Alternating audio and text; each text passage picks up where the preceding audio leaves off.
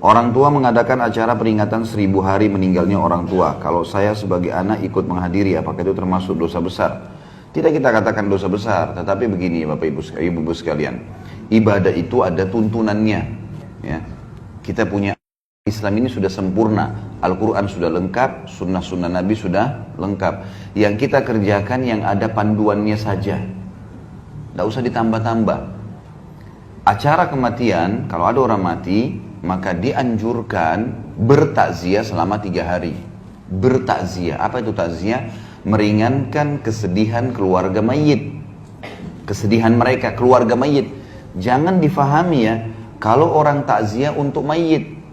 Kenapa banyak orang kalau lagi takziah ibu-ibu sekalian baca Yasin, baca tahlilan. Kenapa mereka baca itu di acara kematian? Karena mereka anggap ini untuk orang matinya. Ini pemahaman yang keliru. Takziah itu artinya meringankan kesedihan orang yang sedang ditinggal mati, keluarganya, kan gitu. Jadi kita disunnahkan bawa makanan.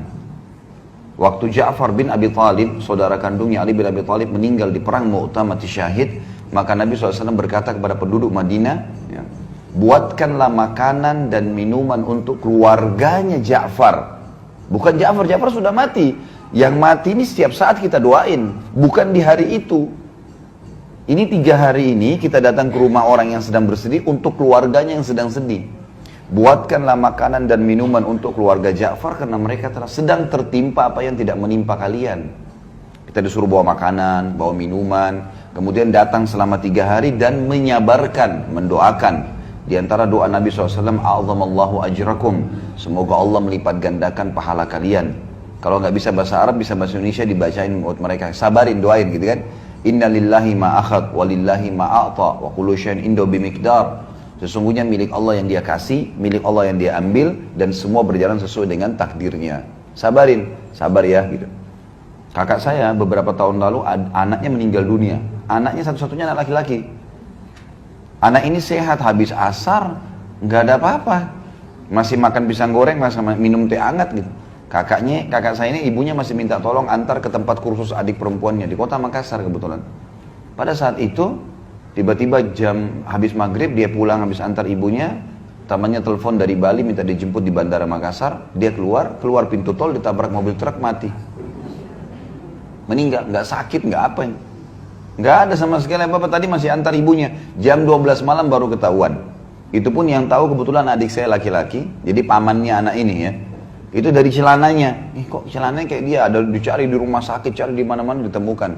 Itu darah semua. Yang jelas, pagi-pagi habis subuh saya ditelepon, ini kakak saya yang laki-laki sudah nangis-nangis, sekali cepat segera datang ke Makassar. Kenapa? Ini ponakan kita meninggal. Saya beli pesawat pertama, tiket pesawat pertama Garuda, kemudian saya berangkat pagi ke sana. Tiba di sana, semua keluarga bilang, ini kakak kamu sudah nggak ada yang bisa hadapin. Dari malam pingsan terus nih, bangun pingsan, nggak mau makan, nggak mau minum. Ini masalah, nanti sakit juga dia. Gimana caranya? Saya datang dekatnya lalu saya dudukin. Kak duduk sebentar, dia duduk. Setelah saya salaman lalu saya bilang, Hamdi, namanya anak ini Hamdi. Hamdi ini tidak hilang. Tidak hilang, saya bilang. Hamdi ini kita sebagai orang beriman tahu, pindah alam ke alam akhirat. Akhirat itu abadi. Dia sedang mendahului kita ke sana. Untuk apa kakak sedih? Jelas-jelas dia cuma pindah. Dia bangun dari tempat itu dan dia bilang, memang benar Hamdi gak hilang? Saya bilang gak hilang. Orang beriman yakin, mati itu sebuah pintu untuk menuju kepada kehidupan abadi. Jadi gak usah sedih dengan mati. Memang mati itu harus dilalui proses. Bukan cuma manusia, hewan, tumbuh-tumbuhan, semua mati. Gitu kan? Mati itu sebuah pintu, kalau kita masuk kita akan menuju ke rumah abadi kita. Cuman di sana ada surga atau neraka, baik atau buruk gitu kan. Penentuannya sekarang. Jadi jangan anggap anaknya hilang. Yang penting, seperti ibaratnya saya bilang sama kakak saya, seperti saya sama kakak mau ke Surabaya nih dari Makassar. Kebetulan tiketnya Hamdi jam 9 pagi, saya sama kakak jam 3 sore. Kita akan ketemu kok di sana. Yang penting tiketnya sama, iman dan amal saleh. Kalau sama ketemu di sana, gak usah khawatir. Orang tua kita yang meninggal, anak kita yang meninggal, suami istri yang meninggal, gak ada masalah. Orang mukmin tahu. Rukun iman kita itu kan. Rukun iman itu ada 6 diantaranya iman kepada hari kiamat, kematiannya, alam barzahnya, hisabnya, surga nerakanya, panjang lebar itu. Kalau ibu-ibu ikutin ceramah saya di YouTube, Kitab Minhajul Muslim, tulis saja tanda-tanda hari kiamat. Atau tentang surga dan neraka. Ada panjang lebar saya ceritain masalah itu. Jadi kita harus paham tentang poin-poin seperti ini. Kalau orang meninggal, ya yang kita lakukan adalah kita bertakziah kepada mereka, keluarganya. Sementara si mayit, ya, itu 3 hari maksimal ya. Nabi kerjakan 3 hari. Jadi nggak ada hari ke-7, hari ke-1000, hari ke-40, ini nggak ada semua. Ini mengikuti acaranya orang-orang Nasrani. Ada ibu-ibu di sini mungkin pernah mu'alaf dari Nasrani, pasti tahu, gitu kan? Pasti tahu. Jadi saya tahu betul karena kebetulan istri saya mu'alaf, non Muslim, tadinya Nasrani masuk Islam. Kemudian di acara keluarganya di daerah Manado itu luar biasa kalau kematian. Hari ke-3, hari ke-7, hari ke-40, hari ke-1000 mereka main gaple di situ, mereka makan, mereka semua pesta-pestaan. Orang Islam nggak ada hubungannya dengan itu. Nggak ada hubungannya sama sekali, kita nggak ada hubungannya, kita punya syariat sendiri. Takziah 3 hari maksimal. Dan sabarin, bawain makanan, pulang. Jangan duduk di situ. Gak usah lama-lama. Nabi SAW dalam 1 hari bisa datang sampai 3-4 kali ke rumah orang yang sedang bersedih.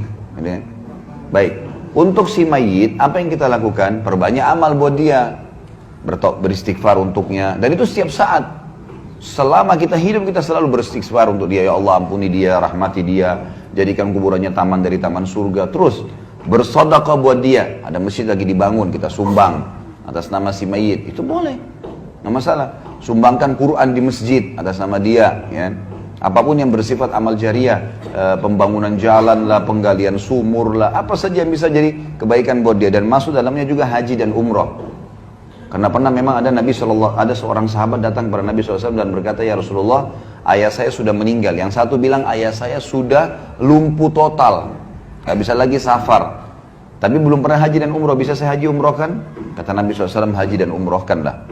Jadi boleh dihajikan dan diumrohkan, gitu kan. Di yayasan saya misalnya, saya buat program, setiap tahun tuh banyak sekali jemaah yang ikut. Untuk haji itu $1.500, 1.500 US. Nanti kami kasih ke mahasiswa-mahasiswa di sana, mahasiswa kita Indonesia yang di Madinah, kasih mereka, nanti mereka hajikan, ya. Gitu kan. Kalau umroh itu kalau tidak salah ya sekitar $300. Jadi ibu-ibu biar tidak mampu untuk umrohkan, hajikan orang tua, bisa melalui orang-orang ini gitu. Bisa kita pakai tenaga-tenaga mereka, asal orang terpercaya.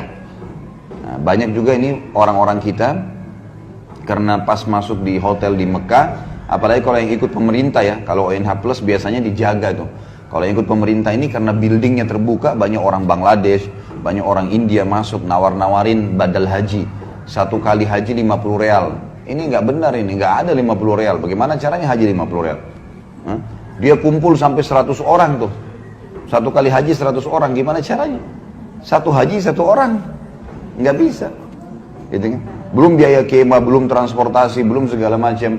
Nah ini termasuk bisa untuk orang meninggal. Jadi didoakan setiap saat, selalu sedekah jariahkan buat dia, sedekah buat dia perbanyak. Kemudian juga kita haji dan umrohkan buat dia. Gitu kan? Ini yang boleh. Jadi kita harus bedain ya, syariat kita jelas kok.